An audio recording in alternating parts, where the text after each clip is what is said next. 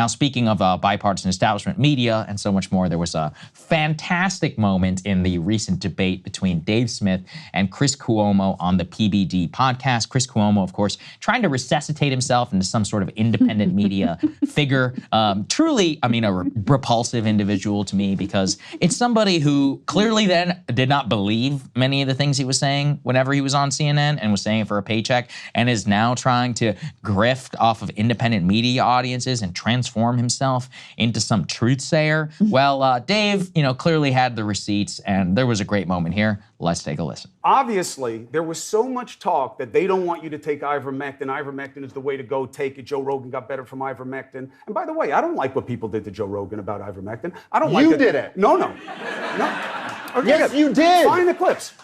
Dude, find the clips. You shamed Joe Rogan. Find the clips. You said he's taking horse dewormer. You and Don Lemon were chuckling at each other about it. No, I'll go find the clip. First of all, you just saw the clips. I watched it. I'm not chuckling. I'm listening to Don. But No. The clip I'm talking about wasn't on there, and it's absolutely there.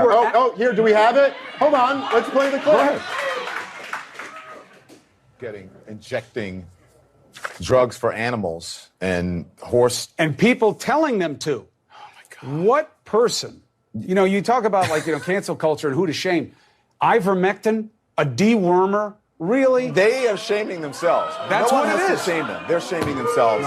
So you're taking a dewormer right now. Chris, you can't apologize for that. You weren't being clear that it was this, and you know that, dude. You're being so dishonest right now, man. I'm not being dishonest. talking about ivermectin, the drug. You were not talking about this version of ivermectin. Come on, I man. was responding to a situation where we were told that this is what people were searching out to take, and nobody knew what it was going to do to them. Look, I'm taking the drug right now. Obviously, I don't think it's all poison. I stopped calling it the horse drug when, and you can not like it, CNN's chief medical officer, who is Sanjay Gupta, said to me, you shouldn't just call it a horse dewormer. There's a whole legitimate aspect of the drug. I wouldn't use it for COVID-19, but it's not just a veterinary grade. So I stopped calling it that.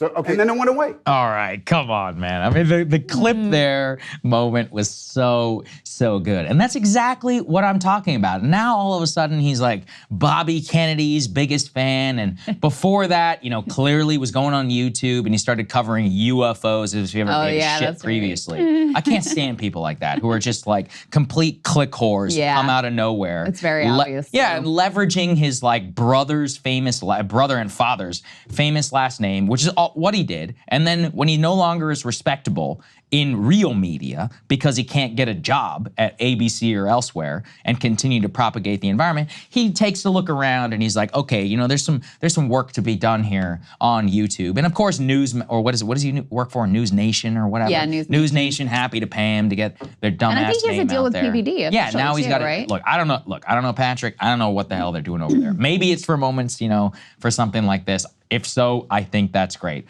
Me personally, I mean, I can't just help but look at this and just look at a disgusting grifter. It's like, what do you believe, dude? By the way, he reached out to try and come on the show. And I was like, it's like, what are we even gonna talk to you about? Because he's a liar, as we all see here, right here. Props to Dave for exposing him, and being willing to go tete-a-tete, but I mean, look, there's so many instances like this where Don actually is very similar. He's like, oh, all of a sudden he's a YouTuber, and he's like, oh, he won't disavow per se some of the things he did previously when he's on CNN. If anything, he's still trying to get back in over there. But I would hope, that people are willing and able to see through this act here, Krystal, because it is really, really irks me. Maybe Cuomo could be good for a Counterpoints Friday, though. We should try to work Well, then don't air this, because I just... or Chris, we've got some ideas for you. Yeah. No, you're bringing back a lot of Chris Cuomo memories for me with regard to just what do you actually stand? It's very clear what he stands. He just stands for himself being on TV. Right. I've met a lot of people like this in media. They just have to be in the limelight. It really is like an addiction. I have to be on camera. I have to have people paying attention to me, or else I feel like I don't exist. Yes, I think that's him. Yeah. I remember when he got COVID, early in the COVID thing, Emerged from the whole basement. basement thing, and then they made a big show. He's emerging from the basement, and then it comes out that he'd been like out and about, riding his bike around and stuff, even better. spotted in the neighborhood. Remember that? Yeah, not only that, it's even better. It's one of my favorite clips, actually, that I personally did, just to toot my own horn, where it turned out that he had left in order to go tour a multi-million-dollar property for sale in That's Hamptons. right. And I was like, who amongst us has not broken COVID protocol to go and to tour a multi-million-dollar property in the Hamptons? I mean, it's just a very common everyday experience. Yeah. So, Well, and he was so gross during COVID. I mean, because his brother was obviously, the governor, and it was a really critical moment. And there were a lot of really terrible and corrupt decisions that were made under his brother as governor.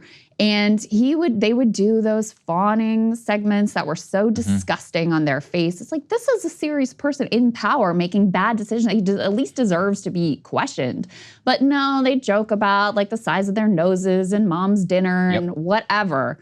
And then it comes out even beyond that, that not only was he doing these, fluffy, goofy segments with this very powerful person, but he was also actively advising him on political and campaign strategy in direct contravention of what CNN claims to do, and also lied about that. Yes. And that's how he ultimately ended up, after a long time. That was part of what ended up getting him out at CNN. But no, I mean, it's very clear this is a craven individual who is willing to say like whatever is convenient for him in the moment. You're right, and it is still to this day BS that Cuomo was really taken down over Me Too, when really what he did and the real most impeachable offense was not only his handling of the nursing home issue, but he actively used state resources, if we'll all recall, to cover up what was happening at those nursing homes and giving preferential testing, using state troopers to bust, different samples. I have not forgotten about that. There are thousands of people who are dead because of Andrew Cuomo. You can go and ask a lot of the people's parents or their family members who to this day have not forgotten what he did there at the behest of the insurance and the nursing home lobby. It was repulsive what he did. And then Chris Cuomo helped cover that up, actively advised to try and kill some of these Me Too stories. And like I said, is now out here pretending like he is some, independent thinker or whatever. So, at the very least, props to Dave. We should always be reminded of like who these people are.